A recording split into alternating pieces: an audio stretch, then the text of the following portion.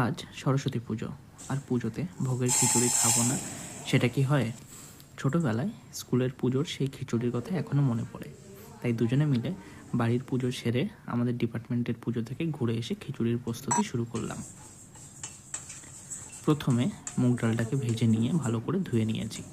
এদিকে চালটাকেও ভালো করে ধুয়ে নিয়েছি। একসাথে চাল আর ডালটাকেও পরিষ্কার জলে কিছুক্ষণের জন্য ভিজিয়ে রেখেছি। আমি বেশিরভাগ সময় আমিষ খিচুড়ি বানিয়েছি, তাই আজ প্রথম নিরামিষ খিচুড়ি বানাচ্ছি। কোনো ভুল হলে আমাকে কমেন্টে জানিও। এরপর মটরশুঁটি, ফুলকপি, আলুগুলোকে কেটে ধুয়ে একটু সিদ্ধ করে নিয়েছি। তার সাথে কিছু কাজু আর কিশমিশও নিয়ে নিয়েছি। ফোড়নের জন্য গোটা এলাচ, দারচিনি, তেজপাতা, শুকনো লঙ্কা নিয়ে নিয়েছি।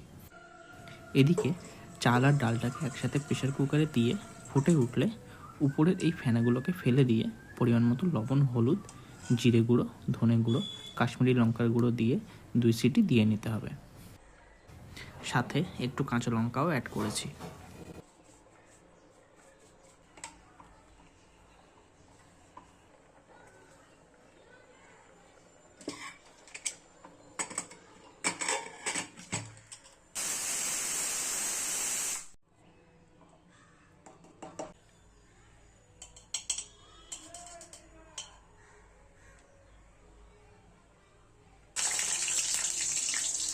এরপর একে একে আলু, ফুলকপিগুলো একটু হলুদ দিয়ে ভেজে তুলে নিয়েছি, কারণ তাতে টেস্ট ভালো আসে।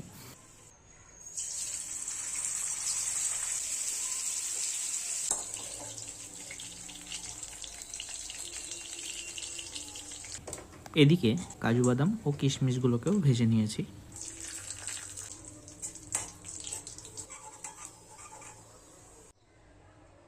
তেলে 5 ফোড়ন দিয়ে বাকি গোটা মশলাগুলো দিয়ে দিয়েছি।